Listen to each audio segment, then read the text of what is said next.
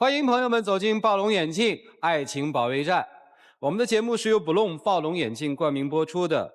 本节目由休闲旅游领导者途牛旅游网特约播出。休闲旅游找途牛，选择途牛 APP， 手机预订更便宜。选择幸福，选择亚赛河来盼盼，盼盼到家安居乐业。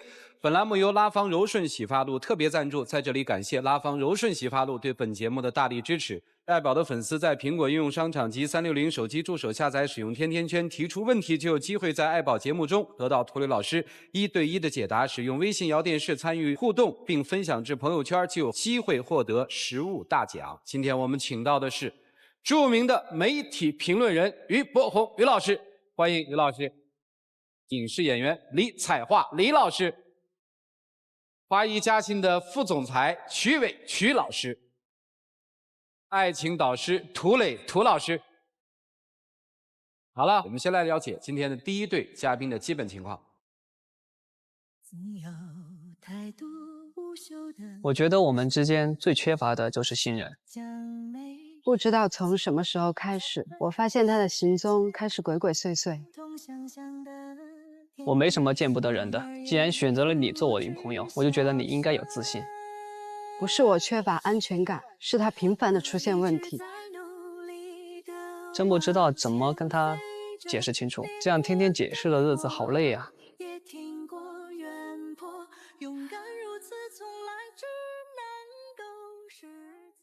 能不能让我们的恋爱轻松一点儿？轻松和沉重在不同人的眼中分量是不一样的。我们怎么来解读女生没有安全感，又怎么来解读男生所要的那一点点的轻松呢？让我们用掌声请出这一对，来，掌声有请。男嘉宾小匡25岁，来自重庆，私营店主；女嘉宾小文25岁，同样来自重庆，广告设计。来，有请，有请两位，有请。欢迎两位哈，愿意在这个现场公开箱子里的秘密吗？愿意。我愿意。小片当中你谈到了他鬼鬼祟祟、偷偷摸摸，是指什么呢？他一直跟他那个前女友一直暧昧不清，这让我特别受不了。有一次我翻他手机，然后就看见他和他那个前女友的那个照片，而且特别亲密，都已经分手了，你说是吧？为什么还存着他们的那个照片呢？你让我怎么想啊？你应该知道，我手机上面内存比较大，我买手机到现在，我所有照片都没有删过。那还有一次，就是我上那个他的 QQ， 然后看到他跟他前女友的那些暧昧短信，什么亲在干嘛呀？这个是暧昧短信吗？我是问那些亲你吃饭了吗？平时我去淘宝商城买东西的时候，我也问那些淘宝买家呀，我说亲，我女朋友穿什么颜色比较好一点？亲什么尺码比较好一点？这不是很正常的吗？这淘宝给你们提供了很好的借口啊！这个女生有怎么了？那个我想说一件事，那一次情人节嘛，我想买一个礼物给我女朋友，因为她喜欢红色，我就跟她选了一件红色的连衣裙，我以为她会很高兴，但是当她拆开的时候，拿着剪刀歘歘2下。你知道吗？我看的那个裙子的时候，其实我是高兴的，但是我看那个尺码居然是个 M 号，那个时候我才80多，不到90斤。你说你给我买个 M 号，他以前那个女朋友就是穿 M 号的嘛？你是不是给你以前女朋友买了，然后他不要才给我的呀？你不要这样胡思乱想。我什么时候穿那个 M 号的呀？你不要这样胡思乱想好不好？连衣裙本来就是修身款，那个店员建议我选大一点的号。你说90斤能穿 M 号吗？你也不应该把剪了呀，你也等我解释清楚了来嘛。对，你可以去换。我当时就特别生气，真的。明白了，女生，我问一个问题：你们俩谈恋爱之前，他就和盘托出了他跟他前女友的所有细节吗？其实这样的，主持人，其实他以前的那个前女友，其实是我的闺蜜。你是属于呛男友啊？是这样的，不是啊，不是啊，是这样子的。我们听听啊。我和我前女朋友的话是相亲的时候认识的，当时我们在网上聊天但是等我们真正见面的时候，就是感觉双方都不来电。但是我们还是很友好的相处了3个月，就是也没有正儿八经的拍拖。但是在这3个月当中，我认识了我现在的女朋友。就是我感觉，因为我们一起去玩耍的时候，做一些事情都有一些共同点，一些共同的爱好。所以说，当我和我就是前任女朋友和平分手之后，我就是和我现在的女朋友就是交往了啊。所以人家说那句话对呀，防火防盗防闺蜜啊。确定不是你撬了闺蜜的男友吧？我确定没有这回事儿。是我和就是他们分我前女手之后友分手1个月之后，我们才开始的。我们才开始的。哦，确实跟前女友不来电是吧？是的。现在你跟前女友到底是个什么关系？朋友，真的是朋友。就是朋友关系。是的。啊，胡那我说，完全就是那个暧昧不清的，一直。啊，你是认为暧昧是吧？一直都有往来。啊，一直还都有往来。对，而且都是背着我。所以是不是正应了那句话呢？因为失去，所以才觉得好。这大概你是一个心结是吧？你要问他呢。主持人真的没有这个意思。没有这意思是吧？对对对。你确定没这意思哈？是的。你确定跟那个女生是个普通的朋友关系是吧？是的。变魔术的人说这是一个见证奇迹的时刻，要我们请出他的前女友，他的好闺蜜，来有请，欢迎小米是吧？您好，主持人。这位是你的算前男友吧？啊，只是前男友吗？现在咱是好哥们儿那种。哥们儿？对，因为我性格比较像。你确定是好哥们儿吗？我们俩确实没啥，你总是怀疑我们。我们有啥？我们仨之前不是也有一个群吗？我们有啥都在里面说的。哦。那为什么有一次你从成都下飞机回来，然后正好那天晚上他很晚都没回来，第二天回来我就问他去哪儿啊？他说公司加班。但是后来我从他那个口袋里翻出了去那个成都的高速公路过路票。这怎么解释得通啊？从成都回来那次确实是因为飞机晚点，那时候回重庆已经没车了。飞机起飞前我就群发了一条短信给我的所有的朋友嘛，就说谁有空晚上来接一下我，我不想在成都住那晚。然后后来小矿他第一个给我回了短信，然后我想他是我闺蜜男朋友，我觉得也没什么呀，而且我跟他现在也关系也挺不错的，我觉得他来接我也放心，对吧？完了我一个女孩子打车回来多不安全，这么远。是，当时的情况是怎么样的？你叫谁接不好，非得叫他呀？而且那晚上他一晚上没回来，你们去哪儿我怎么知道啊？你自己算算，我都差不多12点了下飞机，然后我还要取行李这些，从成都回来怎么着开车也得3、4个小时吧？都凌晨3、4点钟了，你觉得那时候他回来合适吗？那时候回来你不也得吵架吗？这事儿就别算了吧，回和不回其实没什么区别。我有几个问题想问你哈，还喜欢他吗？其实以前那时候我们俩相处的时候没啥感觉，我觉得后来吧，我觉得他挺可怜的，而且我觉得他挺适合做老公的。不，等等，你什么意思呀？你现在，等等，你不说一直没事儿吗？现在为什么我说他挺适合做了？老公，不代表他就和我有什么。我的意思是说，如果他们俩分手，我觉得我可以接受再和他在一起。你还愿意接着是吧？对啊，我觉得人好就行。你不说没什么吗？现在为什么说这种话呀？我都说了，如果你们俩分手，你不是一直吵着要分手吗？现在我是他女朋友啊。你是啊，我说了，如果你们俩分手，我可以接受。你觉得你现在说这种话适合吗？这个有什么不适合的？我们俩没啥，你都可以说成我们俩有啥。你要什么才叫有啥呀？你那个想法都这样了，还不叫有啥呀？我说了，你们俩分手，如果你们俩不分手，我也真心的祝福你们俩。相处的时候没感觉。对。可能就因为相亲，大家心里头都有点不舒服。但是现在处下来，觉得这男生还过日子的话很好。他跟文文在一起吧，家务啊什么都所有都他一个人做了。我觉得这样会体贴女生的男孩子，我觉得过日子很好。两个都喜欢啊？喜欢哪一个？其实主持人，我一直就是表面那个态度，就是为什么态度这么迟疑啊？不，你让他说啊。为什么这一次我想就是站在这个节目上面说呢？其实我就是想跟你说清楚这件事情。想说明白什么呢？我喜欢你。跟他是什么关系？朋友关系。哥们儿。对。确定是哥们儿？是的。现在是。现在是。对，我都说了，如果他们俩分手，我肯定。就是未来不一定是。对，如果他们俩分手就不一定。哎呀，人类有想象，多么的可怕呀！哈哈，你心里面是不是喜欢这个男人？喜欢。你会刻意的去破坏他们俩之间的关系吗？还是只是默默的等？不会，一直没有。咱们有那么一句话叫“兄弟如手足，老婆如衣服”。现在你是断手足呢，还是换衣服？我觉得爱情是爱情，友情是友情。一定要在爱情和友情之间只能选一个，你选什么？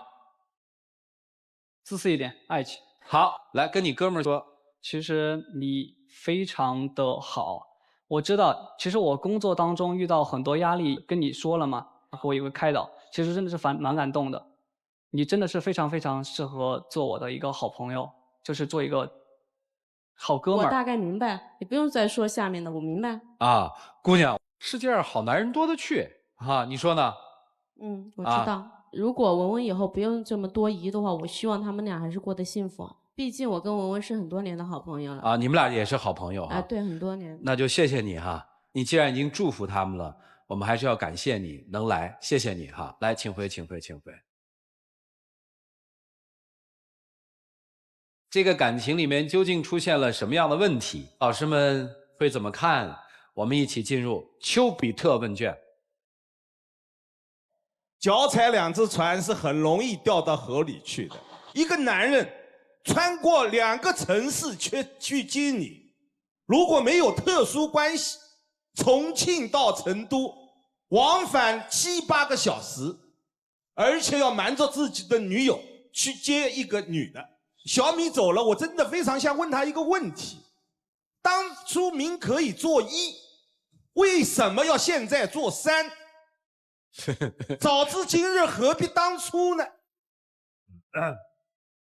而且他今天不是来说明问题的，他是公开来挑衅的。如果你们分手，我就接手。所以小文啊，我今天只想送给你一句话：一个男人，他再好再优秀，如果让你和其他一个女人共同来分享，他就一文不值，一文不值，值不得珍惜。今天就把它扔掉，管你扔到路边还是扔到河里。这女人的第6感真的是非常准的。小文感受到一些东西，其实是真的会发生的。刚刚小米来了嘛，一开始就是说，其实一看他们就知道，觉得有感情的那种。就是他又拖泥带水，就是说我跟他真的是很好的朋友。那如果你真的那么爱一个女人的话，其实你会愿意放弃很多东西。但是他刚刚就一直解释啊什么的，又不肯给一个真正的答案这样子，所以其实一听起来就感觉是有一点问题。然后其实我真的觉得这样的男人，其实说实话，绕了可能以后你真的结了婚，还会去找另外一个人。有另外一个人说啊，我等你，你跟你老婆离婚吧，我愿意等你，你也会不好受。所以我刚刚听了之后，我都觉得替小文很不值啊。对，女孩你其实应该吸取2个教训。第一，你犯了一个原则性的问题，就是你把自己男朋友所谓的好全都说给这个你的闺蜜听，要不然她怎么知道她在家里老做家务呢？她怎么知道她有这么多优点呢？让她觉得哦，我失去了一个宝，所以她想追回来。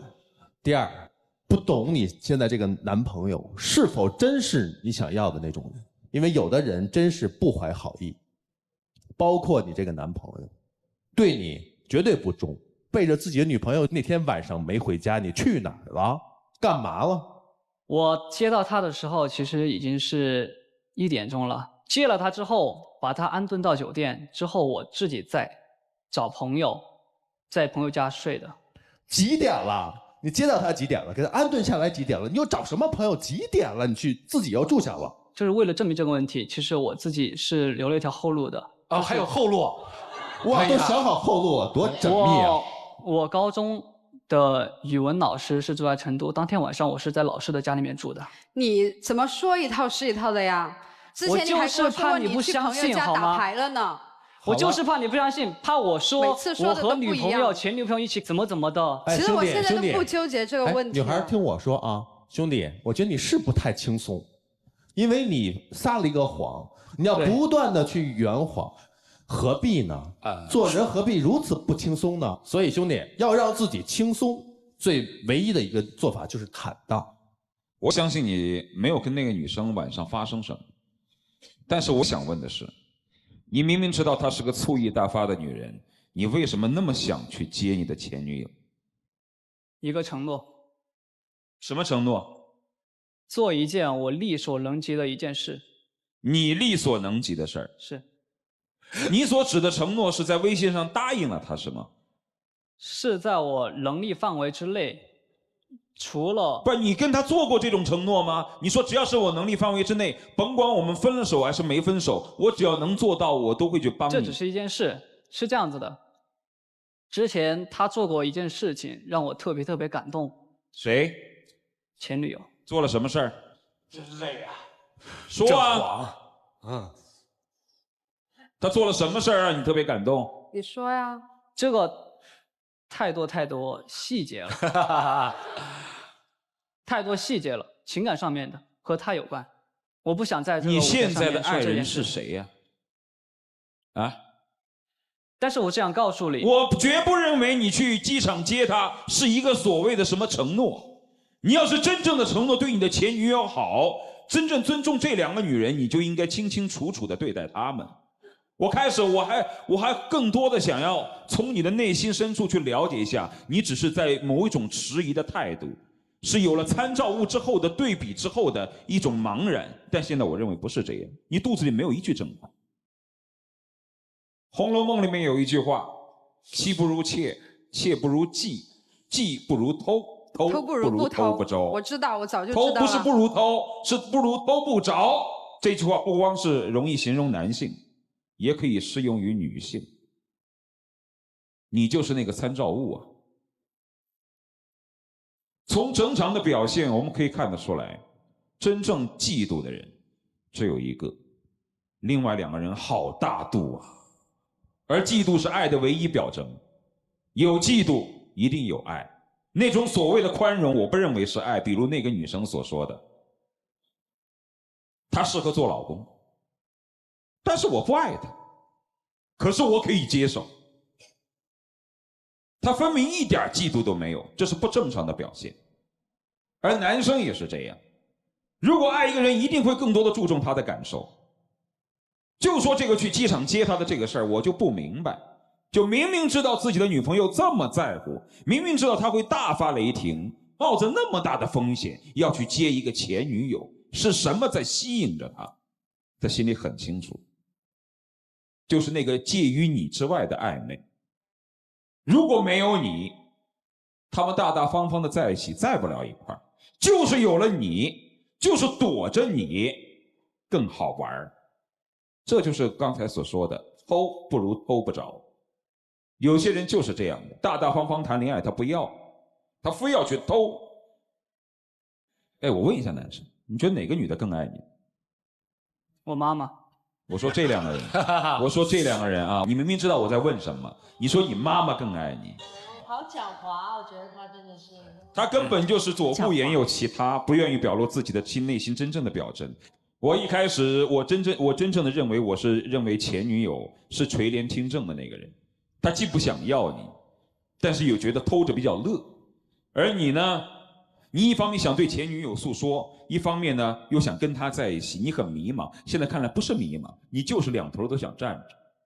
你还不如那个前女友，前女友说得很明白，我不爱你，但你适合做老公，我愿意接着你，他比你至少还明朗一些。可你的狼子野心呢？你呀，你管住你这张该死的嘴巴。真的，你的性格按道理来说直来直去还算是挺可爱的，但是你真的要管住你那张该死的嘴。你说了一句有用的话吗？夸男朋友的话一句没有，把男朋友的好事全都传到你的前闺蜜那儿去。你们俩之间所有的事你一句一句的传给她，除了传话头、传矛盾，你做过一件好事吗？那句嘴。所以如果碰到下一次恋爱，管好你的那张嘴。你不说话的话还是蛮好看的，好吧？这种人绝对不能要。其实闺蜜前面的那个闺蜜啊，适当的保持距离还是可以做朋友的。她是比较坦荡，她不像她一样2头买，好吧？就这样。在我看来，大概就是贪婪，既享受着现在女友的一些东西，又享受着跟现在女友的好朋友之间的那种说不清也道不明的他认为的友谊。好了，接下来的时间要留给他们自己，让我们一起进入柔顺拉芳黄金60秒。文文，你知道吗？我们一起交往了1年零2个月了，中途不管出现什么事情，其实我们都可以好好解决。我们中途有太多太多的美好，你应该知道我是什么样的一个人。这么长的一段时间了解，我真的是好好想和你在一起。包括我站在这儿，还是对你说，想一起走下去。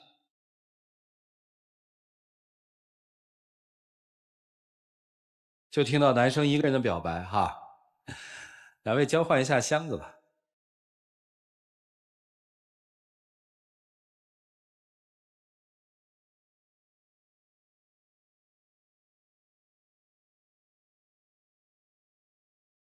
来，请关门。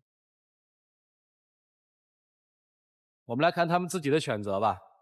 5、4、3、2、1。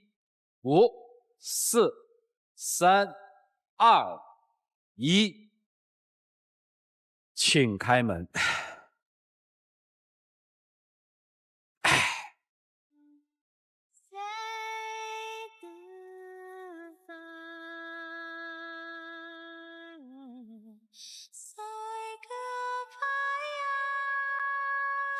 我要是你，我看到这个，我肯定就跑了。行，这也算面对错误的一个勇气吧。一张照片，一段话。其实，我悄悄地跟过你们，不止一次发现过你们在一起的证据。就像这张照片，你们一起去狗市，我都拍到了。但我不想为这些事儿和你吵，因为我还是你好好在一起。你能不能为了我不再和他纠缠不清了？今天我们算真是帮到这女孩了啊，走得真对。他上台前还是抱着要跟他在一起的这态度来的。行，跟姑娘说个对不起，别再纠缠了。我觉得感情是2个人的事情，可能中间有很多很多的误会，我也不想过于打住！我跟你说啊，现在为止你在台上说的唯一有一句真话，只有一句，就是说最爱你的女人是你妈妈。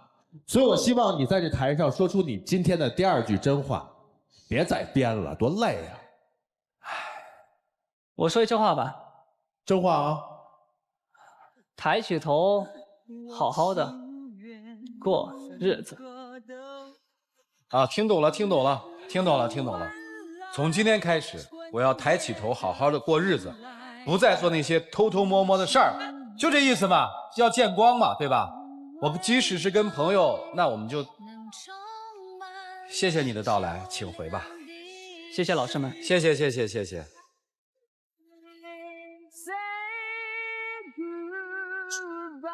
所以人不要贪，贪的时候就会这样，你会理智不清。接下来的下一对嘉宾，他们遭遇了一些什么呢？我们一起通过一个小片来了解一下。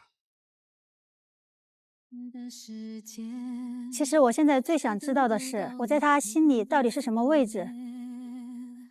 我觉得我已经够宠着、够顺着他了，可是他还是不知足。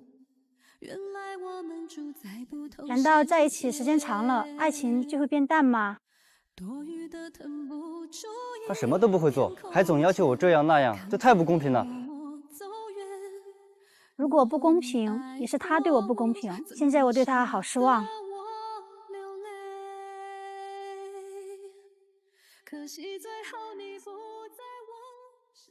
这一段关系当中，让他们改变的究竟是什么呢？让我们用掌声请出这一对，来，掌声有请。男嘉宾小王29岁，来自陕西 ，KTV 职员；女嘉宾小曹25岁，来自重庆，自由职业者。来，有请两位。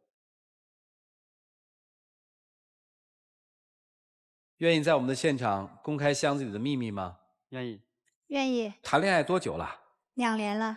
在哪儿认识的？我看一个陕西，一个重庆的。在重庆，他在网吧里面当收银员，就上网，然后就认识他了。谁追的谁呀？我追的他。关系好吗？开始还好吧。从什么时候开始不好了？我发现他最近对我的态度有点冷淡了，他总是背着我藏钱。哦，藏私房钱。就拿上次我来说嘛，我妈妈不是到重庆这边来玩嘛，顺便帮我们收拾了一下房间。她一回来就到处问你收拾的东西到底扔哪去了，然后妈告诉她还在阳台没扔，她就跑过去到处找到处翻，从什么鞋盒子啊，我连袜子里面都找出钱来，我就看着很气愤。那我藏钱不是为了以后过更好的日子吗？那我觉得2个人在一起应该互相信任啊，现在才1、2年你就藏钱。那我不藏钱，钱都不被你花光了嘛？因为就从刚开始的时候认识之后，然后他就没怎么工作了，然后我就给了他一笔钱，开了一个服装店。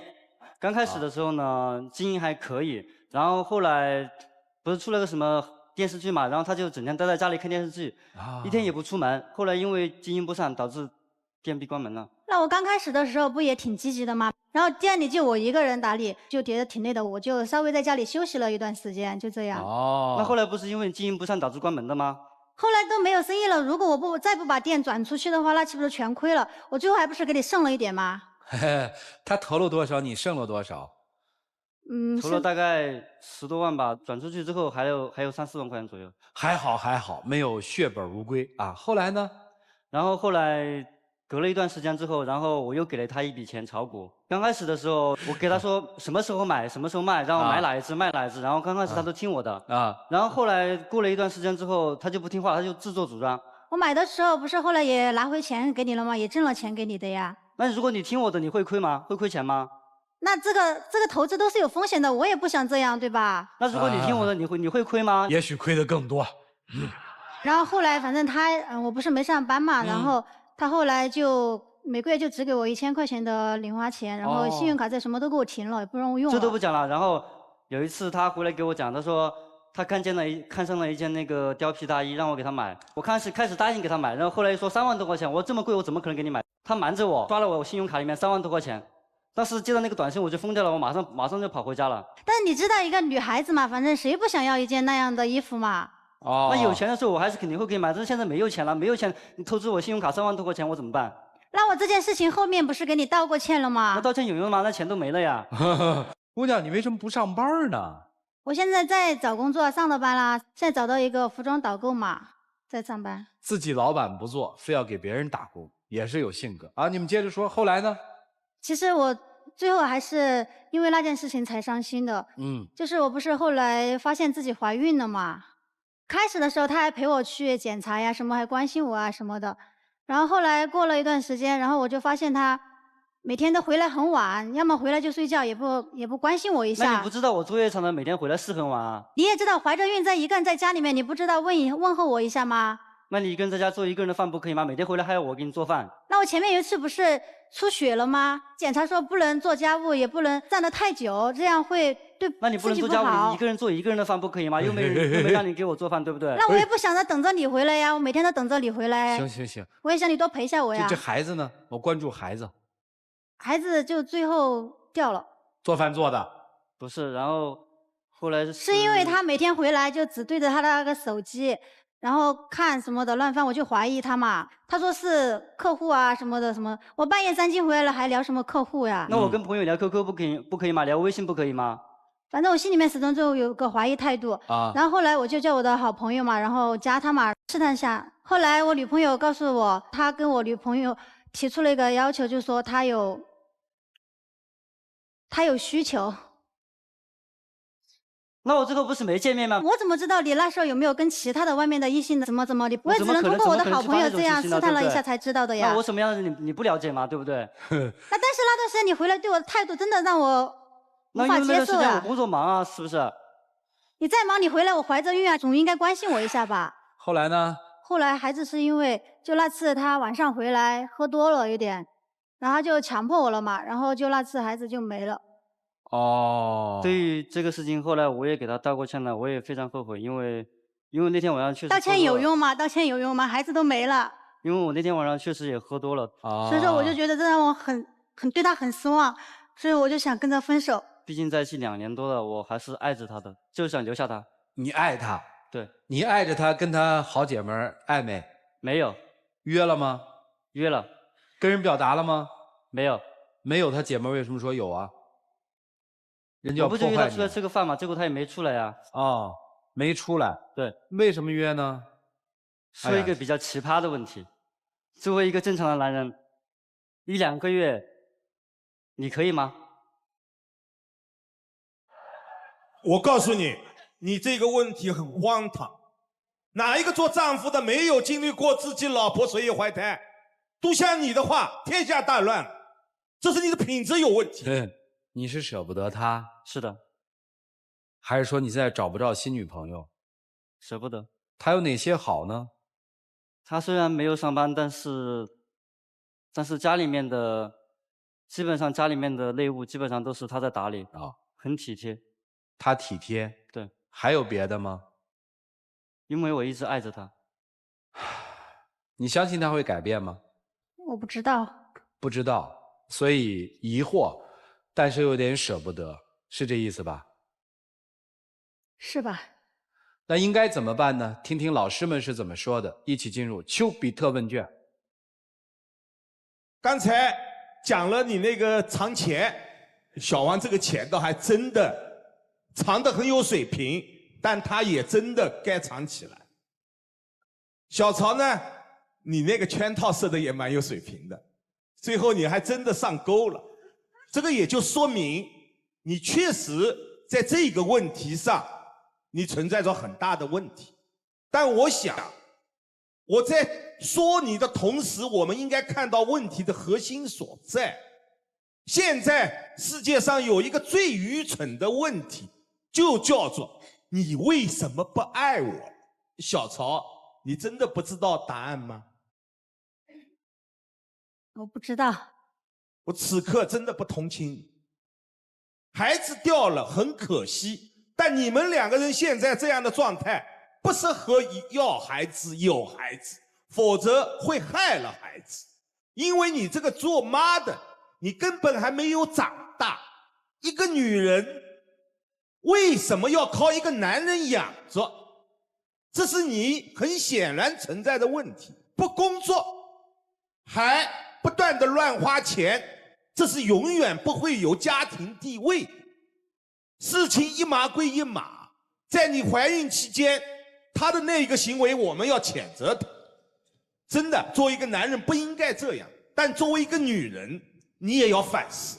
他不是你的长期饭票，哪怕他给了你这样的长期饭票，他也是轻视你的、蔑视你的、看不起你的。久而久之，他讨厌你了，当然不爱你了。我希望你真的自己看到这个问题。其实嘛，我也是一个女人，我也感受到小王的心声。因为要是换的是我是一个男人的话，我看到自己的女朋友就是拿了那么多钱去开店，但是你都把它花掉了，其实心里边怎么说也有点觉得很不舒服的感觉。我觉得现在作为一个女人嘛，有自己的事业才能抬起头做人。我觉得他们之间没有爱情，只不过是一个懒惰的女人遇到了一个自私的男人，各取所需在一起。如果有爱的话，请问女孩，你会这么坦然的不为你们的爱付出吗？管他要钱，把他的钱花得如同身外之物，真是身外之物，不是你爱人辛辛苦苦挣来的钱。都没有钱，然后还要刷信用卡透支，也要赖在他身上，汲取他的所有的对于你价值的那份东西，而你认为这是爱。多么可怕的事情！没有结婚住在一起，没有结婚就有了孩子，没有任何这种责任感，对自己的负责，对自己的自爱，以及对下一代的那种责任感。你配做妈妈吗？你恋爱都不会，你觉得花对方的钱，对方就是爱你吗？靠自己自强自立独立才能得到对方的爱，否则你连自尊都没有，人凭什么来爱你？自己都不爱自己，还要让别人爱吗？男孩，为什么说你自私呢？因为你肯定不是爱他。人和动物的区别是什么？要有自控能力，人要懂得去爱。人可以为了爱可以忍一些动物忍不了的事情，因为他爱这个女人。你爱吗？你根本就不爱，经不住诱惑，耐不住寂寞，你来试图挽回他？你是想挽回自己花出的那些钱换来的工具，还是来挽回爱呢？你们之间有吗？如果有爱，你就不会刚才问出那一句。当你心中有爱，你就知道自律，你就应该知道什么事情可以做，什么事情不能做。所以你们之间既然没爱，何必要在一起呢？我的建议就是分开吧。好，谢谢曲总。傅老师，我赞成一个男人要具备养自己心爱的女人的能力和责任，但是并不代表你可以由此恃强凌辱、所作非为。一个女人也可以被自己心爱的男人养，但不能由此而丧失了对生活独立的能力。作为男人来说，是应该具备养自己心爱的女人能力和责任的。但是，人们养家禽是为了吃它，而养自己的爱人是希望他更幸福。而希望自己爱人更幸福的渠道，最好不是饲养他，而是让他变得更快乐、更独立、更具备对于生活的热情。男人一昧的要什么给什么，明知道他不会炒股，让他去炒股；明知道他不会开店，让他去开店。本来我认为这只是个愚蠢的行为，但到了后来，我变得不是这样，变得像某些男人一样，认为我养得起自己的女人，我便可以恃强凌辱、所作非为。我因为我养得起你，所以我可以在外面约，我也可以在你不愿意的时候，甚至怀孕的时候，来发泄我的兽欲。这不是恃强凌辱是什么呢？当男生问赵老师那句话的时候，我人都变得震惊。当你爱你自己爱人的时候，你真爱他的时候，你忍不住你的兽欲吗？你为了所爱的人，你可以忍受出一些生理的需求。你比如说，我们俩都饿的时候，有一块馒头，我给你吃，我可以忍着。那你那个时候你可以问，你说一个人忍了2天不吃饭，他饿死的不是正常的需求吗？但谁让你爱他？所以你只有兽性的一面，没有人性的一面。你居然说你能做到吗？他居然还很言辞找到你能做到吗？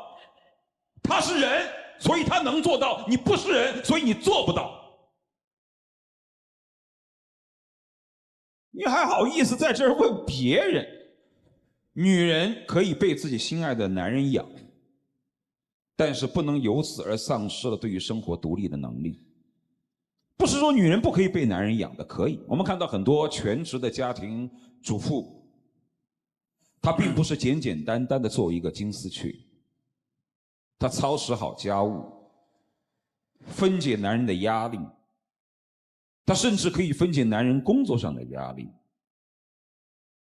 但是她对生活一定是有独立的能力的，她随时分开，她还能够面临这个社会。但是你的尊严在哪里呢？这家伙不顾你怀孕，只顾自己，你不感觉到绝望吗？一个对自己有爱的男人会做出这样的举动吗？你的自尊在哪里呀？是你自己把自己践踏在脚底下。我没有看见哪只金丝雀被养到最后这么没有精气神的。你倒是干点事儿啊，饭不做，糟蹋钱，事儿不干，整天就让自己的闺蜜去调查她。你完完全全丧失了作为一个女人应有的快乐、义务和责任。人家现在都不愿意养你了，把笼子打开，你都不愿飞出去，你就愿意趴在里边，等来最后是这样不顾尊严的被别人欺负。这种事儿，如果是你爸妈知道，他们该有多幸福。所以其实说句实在话，你们俩上来出现这种没人性的事儿，这根本就不是爱情保卫战，叫人性维权战，这根本不叫恋爱。好，谢谢涂老师。老师们该说的都说了，剩下的时间，希望2位能够好好的反思和反省一下。让我们一起进入柔顺拉芳黄金60秒。我只想说，对于那一次的事，的确对不起。虽然刚开始你花了我那么多钱，但是如果没有了你，我挣这么多钱又有什么意义呢？我还是爱你的，希望你不要离开我。转身走吧，其实我现在对他还是有那么一点，因为毕竟他，我觉得跟他在一起我还是很开心的，从心里面还是很开心的。只是说有时候想着这些会让自己很接受不了。好，时间到。哎，两位交换一下箱子。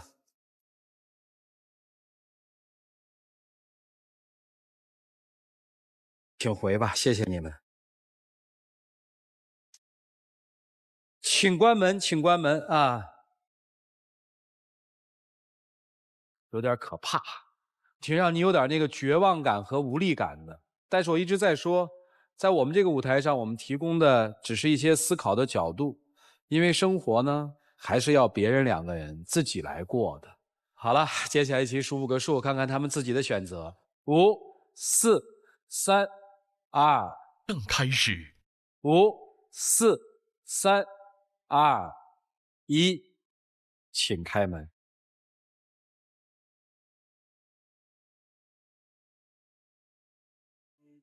重新爱你爱情的旅行，平淡也有了意义，就是爱着你，甜蜜又温馨。男生说，这个鞋垫是你亲手给我做的，就刚才我拿那个鞋垫。不管什么时候我都穿在脚下，过去的事都是我错了，孩子没了我也后悔。你这得多自恋一个人才能写下这样的文字啊！这是我亲手买来的小肚兜，我买给咱们下一个孩子，就让我们重新来过吧，原谅我啊，就是一份忏悔呗，是吧？是的。平常东西都是别人买是吧？所以写这东西都得用亲手啊！来，两位请站到这儿来。感谢 Bloom 暴龙眼镜为牵手成功的嘉宾提供的牵手大奖。成功复合的情侣将获得由休闲旅游领导者途牛旅游网提供的价值500到3000元不等的旅游代金券。你们自己喊开始，自己喊停，好吗？来，开始。停。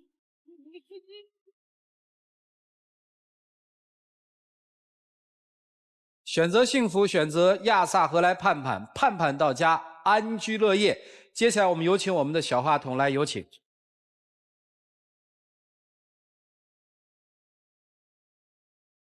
好，谢谢你们俩，请回啊。虽然心里面还是不那么愿意，但是既然你们自己选择了生活，那希望你们能对生活负责。我们就当是曾经年少、曾经无知的两个年轻人，通过今天，他们愿意为自己、为对方、为生活负责任了。在这个角度上面，那我们还是愿意送出我们的祝福。接下来的时间送给两位，让我们一起来见证他们的浪漫时刻。我会努力让你成为最幸福的新娘，亲爱的，嫁给我吧。其实有时候我脾气也不好，我也会努力改掉自己的一些坏的习惯，然后我们以后就好好在一起吧。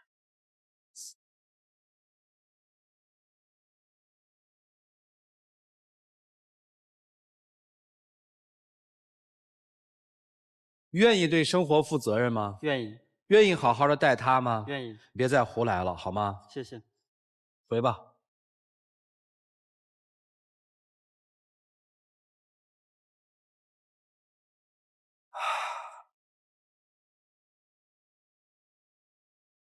还是祝你们幸福啊！当时我不让你走，你非得走，说什么都不听。虽然我当时什么都没说明白，但是我觉得我们就是分手了。我当时走不就是为了多挣点钱，以后咱们结婚吗？你怎么就这么不懂事儿啊？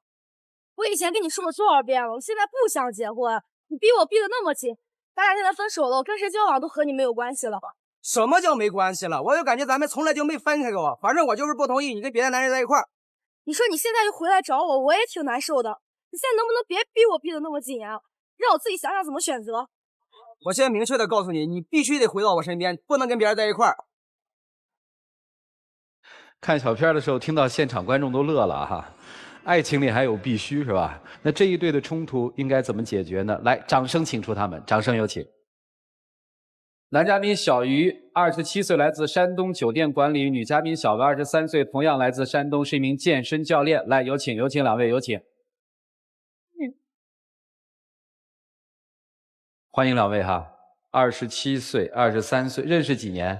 认识，我们从小都是在一个大院里。那你们这种恋人关系大概有几年？2年。现在你想结婚？对。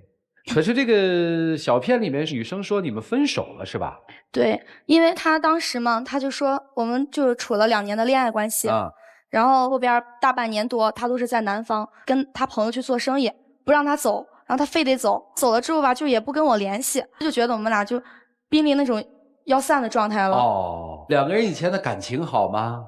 感情非常好，以前的时候我比他大几岁吧，然后平时比较黏着我。但是他管的特别多，就是我跟他在一起，太过分的衣服不能穿，头发从来没有染过颜色，就是一直，他喜欢长发嘛，就一直黑长直，黑长直。交往2年对吧？对。什么时候开始想跟人家结婚的，小伙子？1年半的时候吧，我们家长都是见过面的，然后我感觉确实年龄到了，该谈婚论嫁就很正常的走。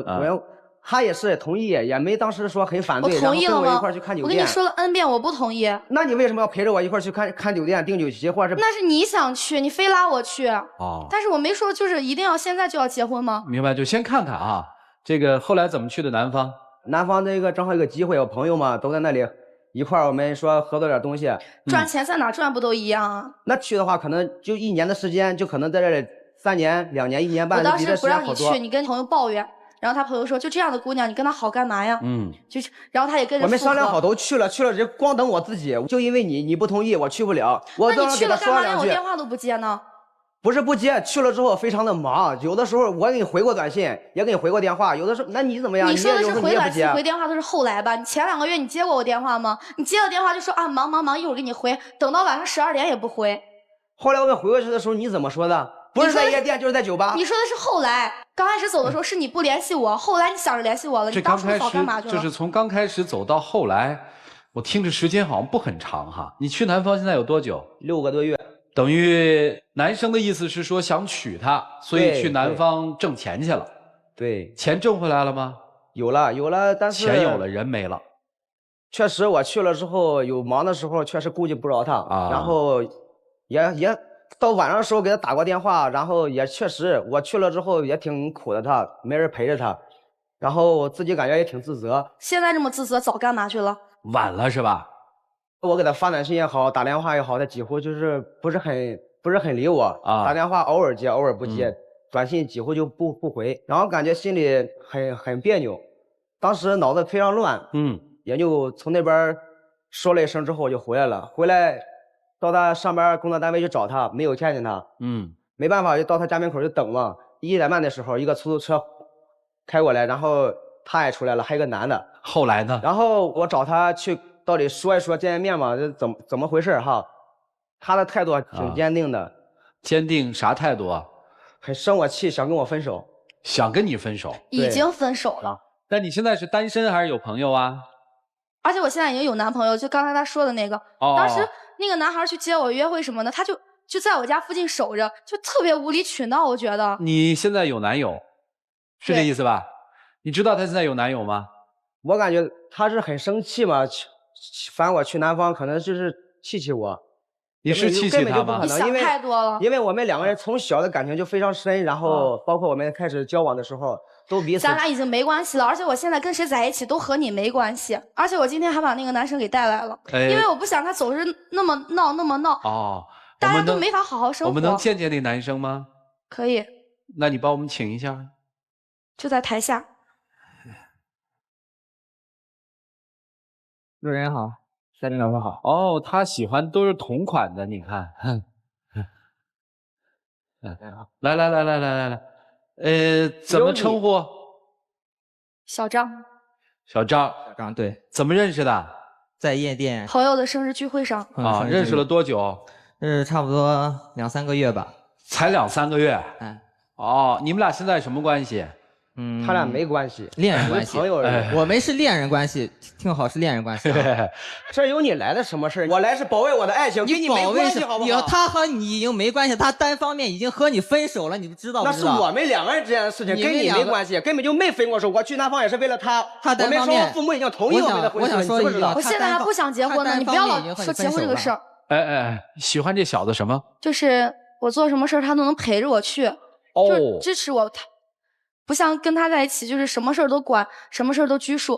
就我也可以陪你，我不是管你，我是爱护你，帮助你，帮着你，给他一种约束，知道吗？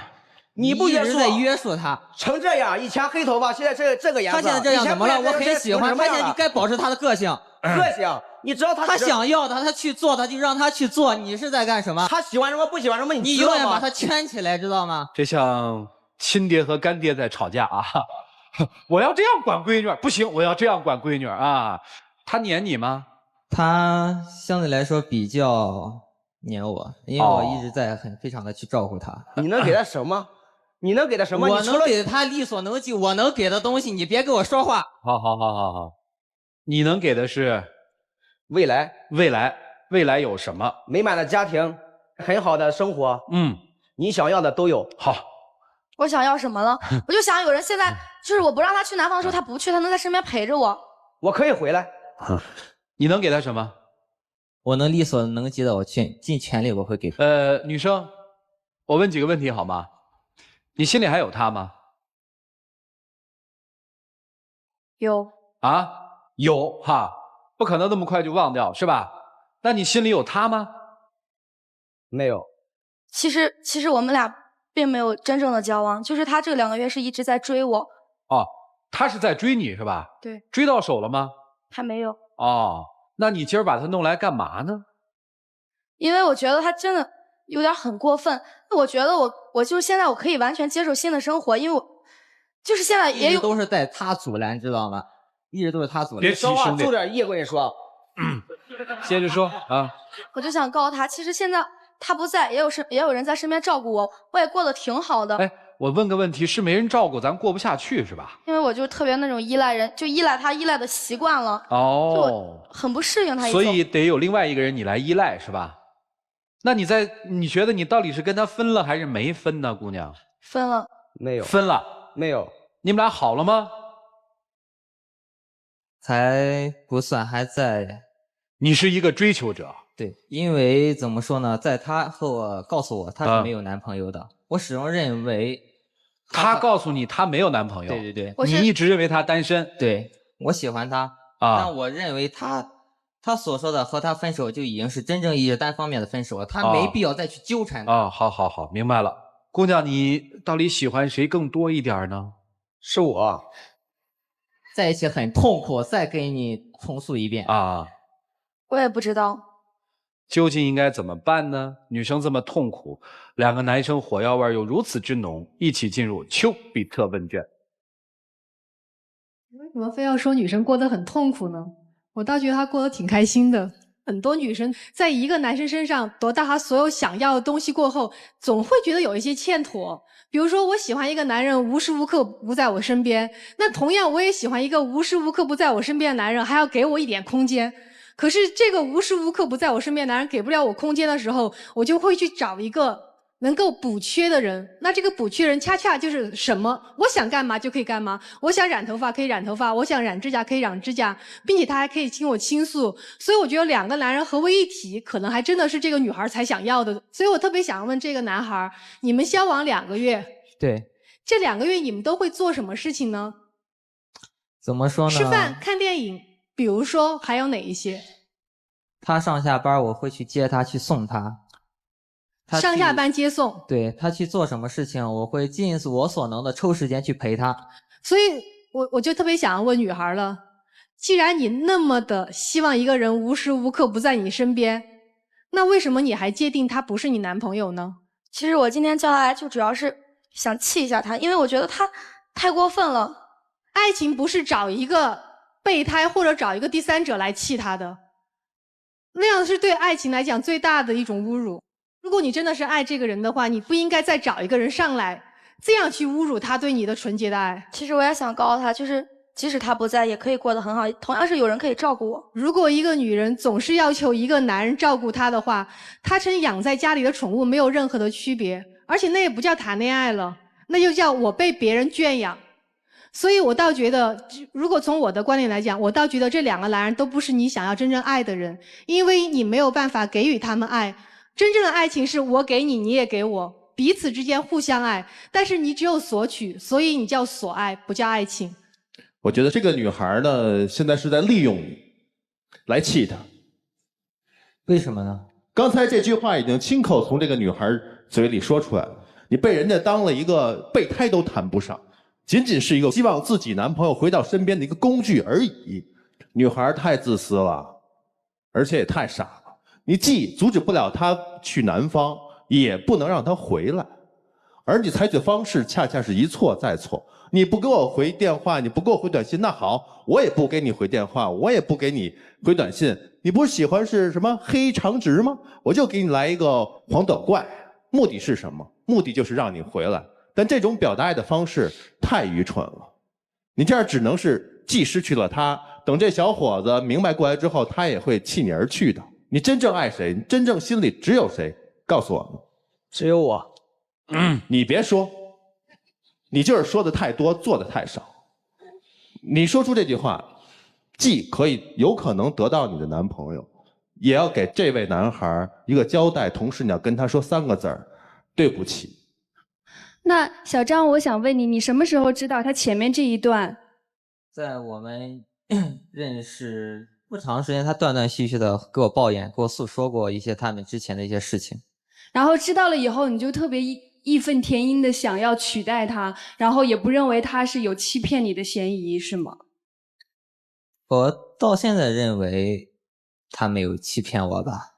不过我还是觉得很庆幸，刚刚听到女孩说你不是他的男朋友，你只是他的一个追求者，总算能让人看到一点点希望吧。我觉得你们俩先把你们各自的要和对方在一起的目的弄清楚，然后才想着如何能走下去。我始终认为一个人在这个社会上生存，需要学会3件必备的本领。第一，学会尊重，尊重自己，尊重他人。第二，要学会经历苦难。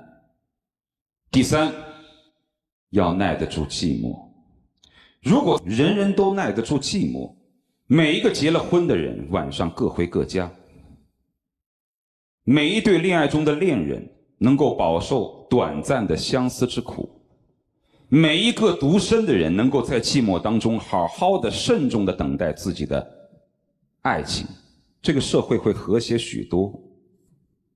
但就是有些人耐不住寂寞，而且我还认为你还不足以谈得上是耐不住寂寞。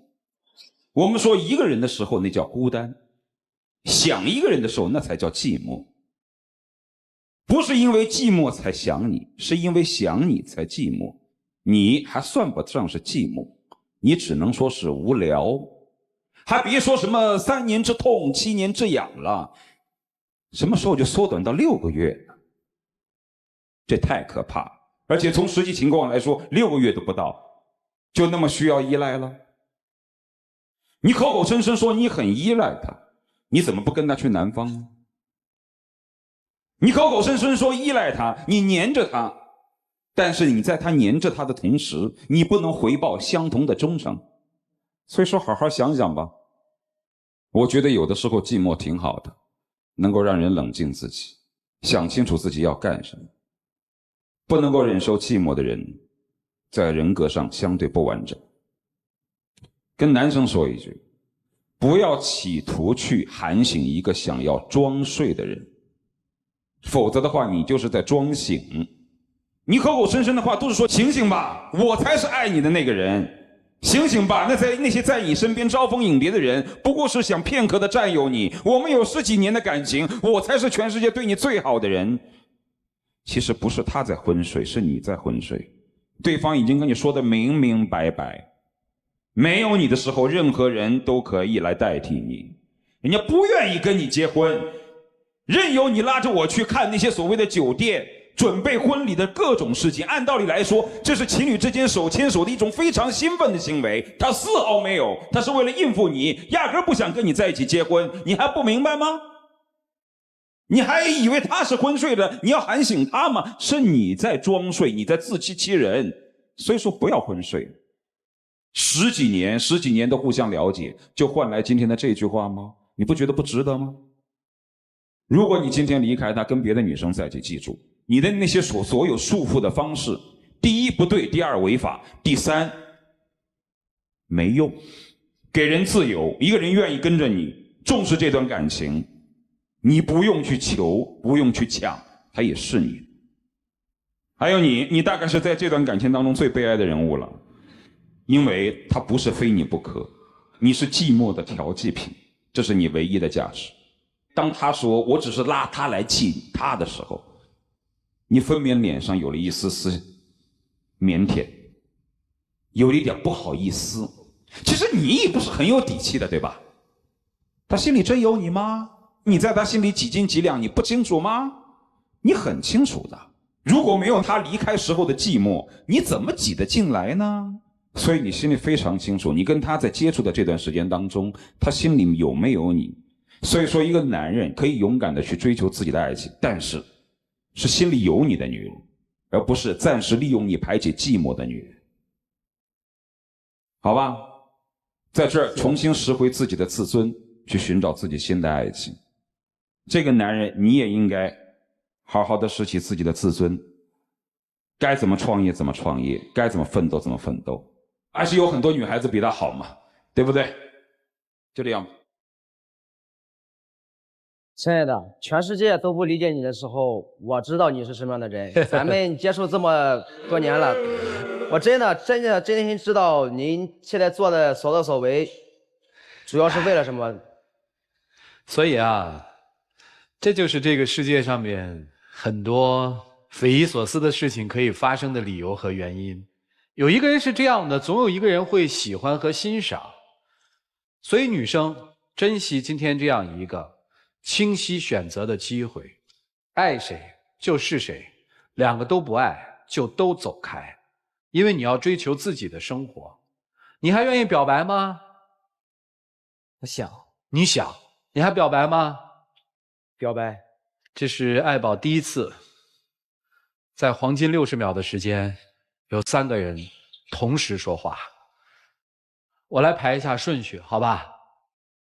年龄大的让年龄小的先说。来，我们一起进入柔顺拉芳黄金60秒。来，小伙子。我想，不管你是和他在一起或者不在一起，我都尊重你的选择。你们在一起，我祝福你们；你们不在一起，也请你给我一个机会吧。相处这么多年，感情也一步步快走到婚姻的时候，确实有我做的不足的地方，请你去体谅，做一个男人心里所想的。我希望咱们还是很好的走下去，因为我爱你。亲爱的，不用再犹豫了。姑娘，你看他们俩能进一个门吗？我走下去吧。啊，我走下去吧。他和我在台下祝福他，他走，就是他还想给我一个机会。不管怎么样，我都是以女方为考虑。记住啊，以后别跟那些有情感纠葛的人纠葛在一起。等他没有情感羁绊的时候，你怎么去追都没问题，要不然自己太苦了。谢谢你啊，小伙子，请回，请回。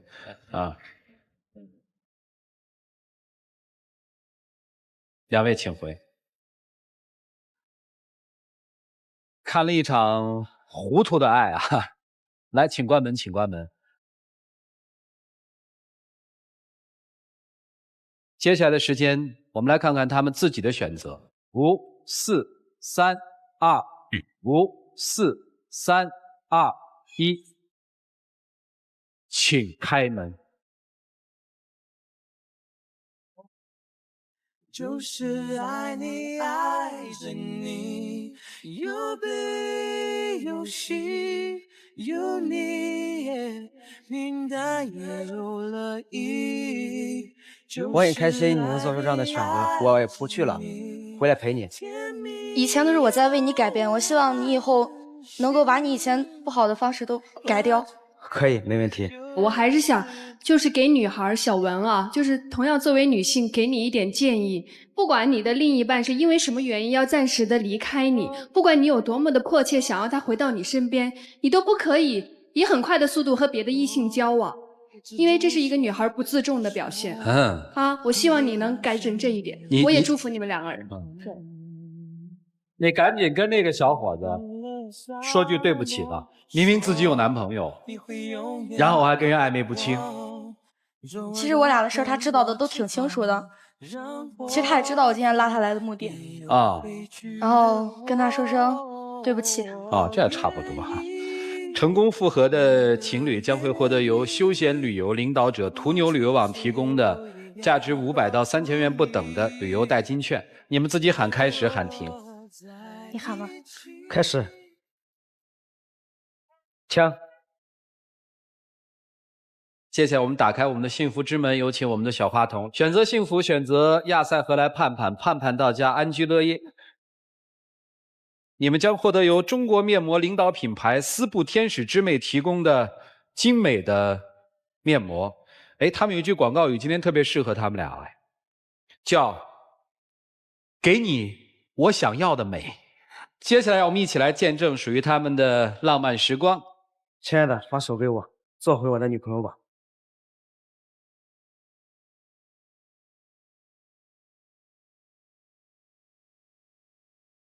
这个给你，都给你。以后我也会好好的，然后也改掉我不好的。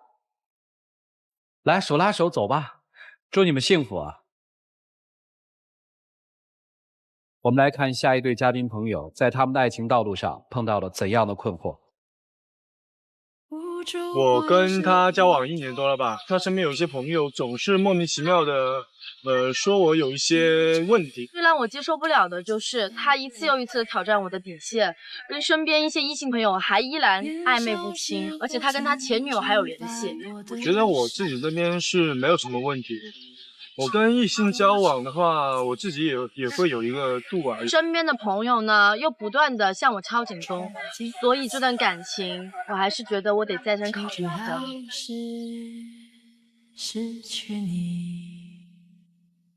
接下来我们用掌声请出这一对，来，掌声有请。男嘉宾小赵26岁，来自江西，是一名工程师；女嘉宾小林23岁，同样来自江西，是一名个体户。来，有请两位，有请。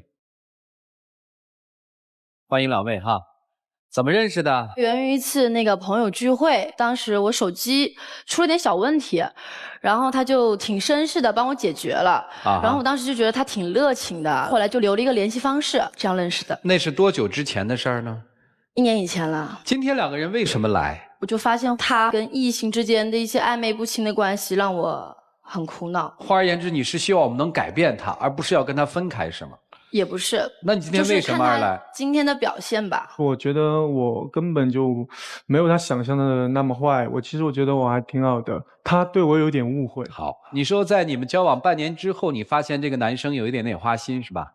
是的，之前是身边的朋友提醒过，就刚开始在一起嘛，然后我不是要带他去见我闺蜜，然后之前我不知道他跟我闺蜜是认识的，然后就吃了一餐饭，当时他后来就去洗手间，然后我闺蜜就说你怎么跟这样的渣男在一起啊？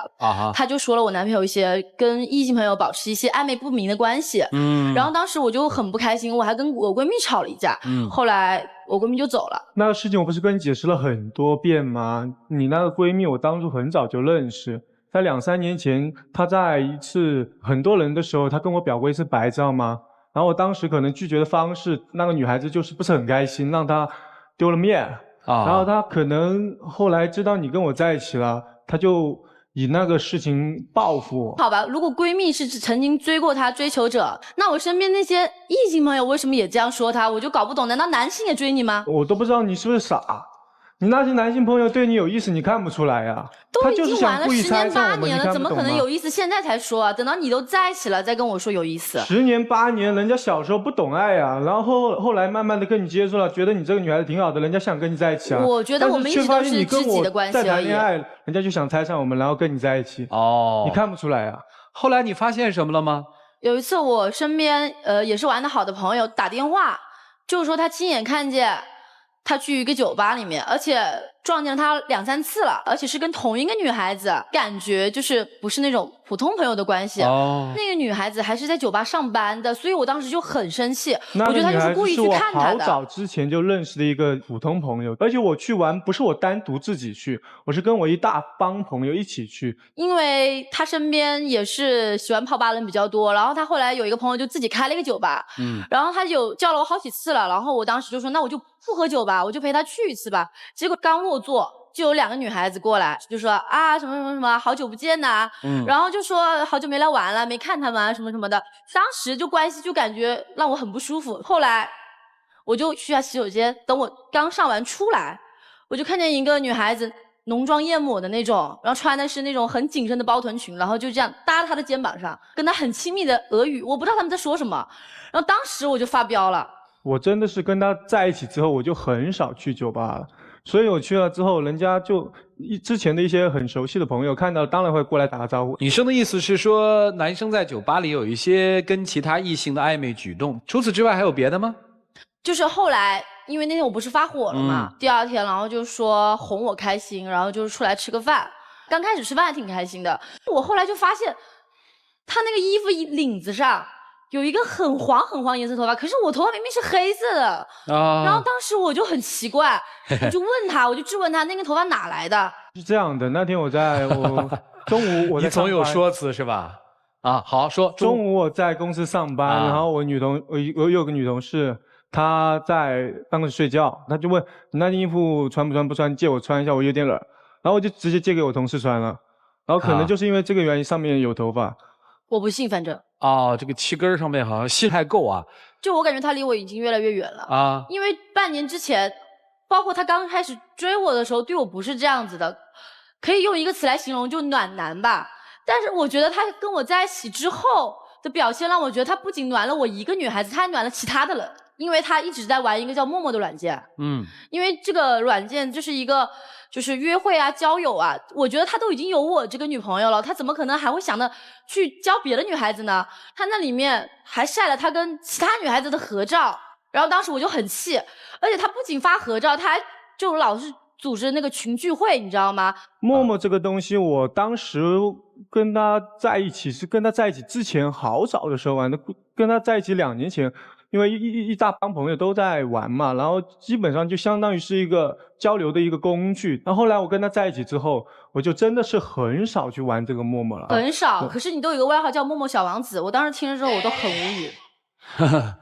那都是很早以前的事情了，好吗？你要看我跟你一起之后啊，我跟你一起之后，我有经常去参加单身聚会吗？我有经常去跟。不是你去过吗？别说经常去过几次，那你还是去过吗？我是陪我朋友去一下好吧。他每次反正都有理由。你说要半夜12点钟，那个短信是怎么回事？是不是前女友发的？大半夜了，12点了，都要睡觉了，发一个什么过来？明天去撕名牌吧。当时我看那短信，我就挺气的，我就把手机摔了，我就走了。当时是这样的，我前女友组织了一个活动去，就是大家一起撕名牌，然后就少个人，问我有没有时间去。就后来我们因为这个事吵架了，他还把这个事情给那前女友说。你的意思是说他经常跟他的前女友会有联系是吧？对，是吗？就我们因为这个事情后来吵架，他也跟他说。我跟这个前女友关系还不错。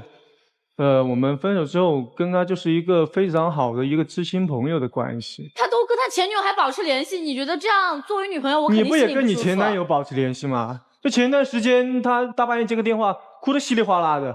我说你跟谁打电话呢？他说前男友啊。他跟他前男友接电话接的大半夜，哭得稀里哗啦的，我不晓得他哭什么东西。哎，怎么这一说又要哭啊？不是，怎么了？因为那个。之前这个男朋友我确实谈了有3年的时间，是大学的时候认识的，他对我确实很好很好。后来要分手是因为他家里人在催，然后那个时候我才读大学嘛，不可能那么早就跟他定掉，所以说我觉得是我各方面的原因，不是他不够好。真的对于我来说是比较难忘一段回忆啊。然后我后来分手之后，一直走不出那个阴影，直到后来遇见了他，就他们之间有一些相同点，所以才让我对他有一些好感。哦，那天晚上你前男友到了给你打电话，说了什么？你哭得稀里哗啦的。可能是我心里面有一道疤吧，然后所以就当时接了那个电话的时候，我就挺难过。他其实就喂了一句，然后我当时眼泪就掉下来了。就那个男生现在喂一句你就掉眼泪啊？他之前真没跟我说过他前男友的事儿。他也没有问过，所以我觉得这种东西我不提，我如果一提我就会难过，我是故意不提的，但是我你知道吗？今天知道我跟他前男友很像，我现在觉得我有点悲哀啊。假如你的前男友现在有机会又单身了，你会怎么选呢？然后他又来找你，这个估计不可能了。万一呢？万一我就成替代。不，你听人家说嘛。过去了就让他过去吧。那他怎么会唯一一下你就哭成那样呢？回忆的美，因为我就觉得他这段时间对我不太好，所以我才又觉得很委屈的哭。我承认我之前把他可能当做了他的影子吧。啊。但是后来我发现，其实两个人毕竟成长环境、家庭背景不同，其实还是不一样啊。我现在也慢慢能接受他的一些小缺点、小毛病，就是大方向的事情，只要不犯错误，我基本上也不是好容易发脾气。那你今天到底来干嘛呢？我越听越糊涂，倒是。就是我觉得他不端正，他交友的态度，而且我觉得他跟异性之间的暧昧关系，让我现在觉得要重新审视这个人了。好。我要问就问这么多啊，更多的时间留给老师们吧，一起进入丘比特问卷。女孩上台来说过一句话，是说我要看看你今天的表现，然后来评判我们要不要在一起。你所给的所有的表现是我辩解，我辩白，我跟你解释，然后我不会关注你的感受，我只关注我想要讲的我的道理。你没有真正做到他想要的你的表现。而你在乎的真的只是你的感觉，真正的爱情是找到一个合适的主角，然后共同去演一场能够演下去的白头到老的剧。但是你们没有找到彼此适合的男女主角，就在这里演了一场很荒唐的闹剧。所以我真的不太看好你们。女孩，我问你个问题啊，你了解他吗？大致上了解。第二个问题，你信任他吗？不用回答，我也知道答案。当然是不信任。他为什么花心？你看到了什么事实？都是听别人说，自己朋友说他是花心的，你已经假设他就是花心的。不信任的背后是什么？你就根本不足够了解他。为什么不了解他？因为他像你的前男友。你这么不信任一个人，为什么不跟他分开？因为你心目中的影子就是前男友。你现在一直对于前男友你们俩的没有在一起，同时他又结婚了，一直是耿耿于怀，所以你不要再欺骗自己了。你真真正正的了解并且信任这个男朋友吗？你真正是想跟他谈恋爱，还是想跟自己的前男友谈恋爱？你要搞清楚这件事情。我觉得我现在已经放下了前男友，我是想好好跟他过。你放下了吗？放下了。那一通电话之后是彻底的放下。没有啊，你要放下你就应该信任他呀。建立信任的前提就是了解他，并且爱上他。你今天明白什么了？今天我明白，他可能不是我想象中那么爱我吧。你做的是足够像他想象那么爱他吗？你在跟那些所谓的异性或者单身那些派对去出席的时候，你以自己什么身份去参加的，只有你自己最清楚，对不对？所有女孩的所有种种怀疑不是完全没有根据的，你是有值得被人怀疑的地方，你做的不对。而你如果真正爱这个女孩的话，一定要做到2个字：自律。所以如果你们俩真正要开始一趟真正的恋爱的时候，首先从了解对方开始，然后互相有信任，才有可能继续的爱下去。男方爱张罗单身聚会，他喜欢和别的异性拍照片，然后给你的理由是要提升自己的人气，而且他会跟他的前女友们纠缠不清，而且乐此不疲，引以为豪，好像这个是他颜值很高的一种肯定，觉得很骄傲的一件事情，对吧？你刚才说他对你很暖，我记得我在网上看过一段很火的话，他如果只对你一个人暖，他是暖男；他如果对所有的异性都暖，那叫空调。是的，所以请你记住这段话，而且你一定要从自己身上找原因。他为什么某些方面那么像你的前男友？为什么你前一段和这一段都有那么多相似的地方？你也要多看一下自己的问题出在什么地方。好的，好吧，就这样。爱情是排他的，心里装得下一个人，就挤不下别人，这是人的本能。而且同时，当一个人发现我对我此时此刻的爱人和爱情有那么一点不忠贞的时候，我会产生一种天然的心理，就是愧疚。但是我看不到你们俩有愧疚。男生任何的花心的行为，全部都找得到解释和理由。我不说他花心不花心，但是或多或少在你的行为举止当中有破坏这段感情的地方。但是你没有愧疚，因为你在解释的时候是那么的头头是道。当一个人对自己的爱人和感情没有愧疚的时候，我很难说他是真正的爱上了这个人，而你也没有愧疚。相反，你对你的前男友有愧疚。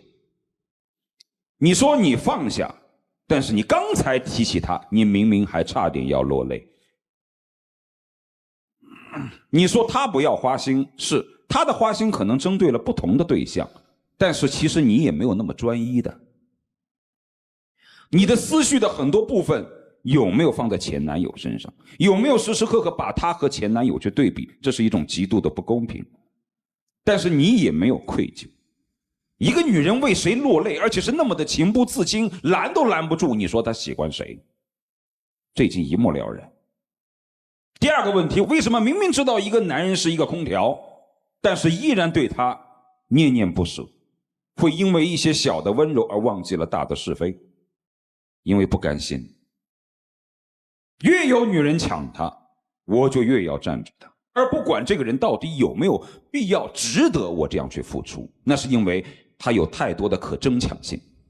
所以当一个人被争抢的情绪蒙蔽双眼的时候，他已经不在乎这个东西值不值得我抢的时候，这就很可悲。而你还有一点不同，你之所以抢，不光是要战胜其他的女性，还有一点是因为你已经失去了前男友，就更不想再失去他，你更不甘心。所以好好去想一想，自己在要求对方的同时，内心有没有愧疚。我不赞成所有的夫妻之间天天内心都有愧疚感，那就问题大了。但是人都会有行为思想有偏离的时候，就恰恰是因为每个人有愧疚，才让你不偏离这条轨道，让你尊重别人也尊重自己，才让你的脸皮能薄上几分，而不是厚的比城墙都厚。愧疚是一个人洁身自好和自省的最佳法则。就这样。其实很简单的一个道理，当你还没走出来的时候，别试着再去恋爱。好多人都说，好多人都不信，不信的人后来都摔了跟头，而且摔得很惨。其他的自己心里都是有数的，剩下的时间留给你们自己，一起进入柔顺拉芳黄金60秒。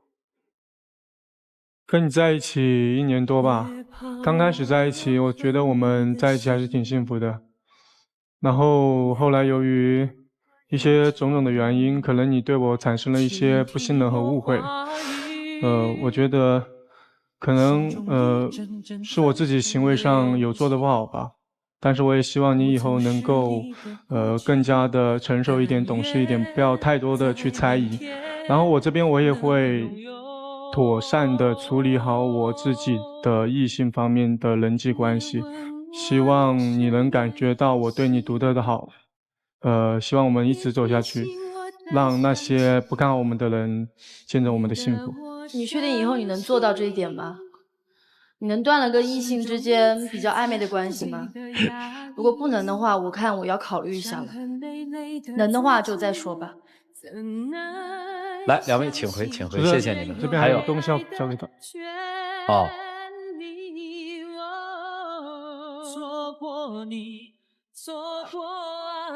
希望你能看了这个东西之后，再决定你要不要留下来。啊，谢谢两位啊，请回，请回。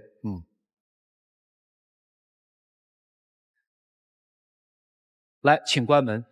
我们看到了这样一段纠结的感情，一个对前男友念念不忘，一个对曾经的女性朋友暧昧不清。男生拿出了一只信封，似乎男人对这个信封里面的东西很有把握。接下来我们来看看他们自己的选择，一起数个数：5、4、3、2、1。5、4、3、2、1，请开门。就是爱你，爱着你，有悲有喜，有你，明的也有了意义。就是爱你，爱着你，甜蜜又温馨。关于我们俩的一个约定，一起去过的地方，然后许下的愿望，是去年的时候。他把照片洗出来了，其实我还是挺相信他的人品的，就是各方面。胡说，刚才分明是你把他的人品说的不堪一击。但是因为来的时候他做了一些，这个基本的道理是这样的嘛，我可以说，你不可以说。对，他是我男朋友。所以你看，接下来我们就请出我们的小话筒吧，来，有请小话筒，选择幸福，选择亚赛何来盼盼，盼盼到家，安居乐业。谢谢啊，请回，请回。在这里要恭喜你们获得了由中国面膜领导品牌丝布天使之魅提供的精美的面膜。他们这广告语挺好的，给你我想要的美啊，一会儿送给他，好吗？那接下来的时间就让我们一起来见证一下属于他们自己的浪漫时刻吧。答应我不再开屏了吧？我把屏剪掉。虽然可能被大家不太看好，但是还是谢谢大家的祝福。谢谢，谢谢两位啊！谢谢老师们。来，对，要那么不看好，我就不坐在这儿了。还是可以努力的啊！我知道涂老师的性格，太不看好就走吧。来站这儿吧。成功复合的情侣将会获得由休闲旅游领导者途牛旅游网提供的价值500到3000元不等的旅游代金券。你们自己喊开始，喊停。开始。停。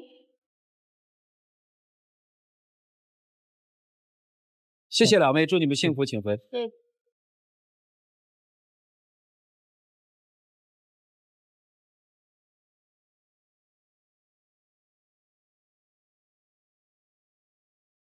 还是祝他们幸福。接下来我们一起进入到老涂有话说。甜甜圈的用户提问：我们恋爱4年，异地3年，最近女朋友要和我分手，说我打电话没有关心她。去年她同事说她和一个男同事有点暧昧，后来我跟她说怎么处理，我信任她。不过现在跟我打电话想分手，我舍不得他。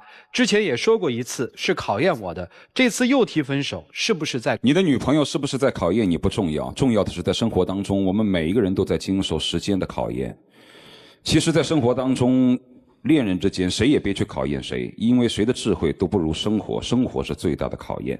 同时，时间能够考验一切，但不只是考验谁忠诚不忠诚，而且有的时候也会考验谁勇敢不勇敢。恰恰是我认为这3年的考验你输了，都3年了，你还不过去跟他在一块儿。我们的节目是由丝布集团中国面膜领导品牌丝布天使之魅冠名播出的。感谢休闲旅游领导者途牛旅游网对本节目的大力支持。要旅游找途牛，途牛旅游网提醒您，节目播出期间打开 APP 摇一摇，摇出100元红包。本节目由拉芳柔顺洗发露特别赞助，在这里感谢拉芳柔顺洗发露对于本节目的大力支持。下期节目我们再见，谢谢大家。传递生活正能量，天津卫视。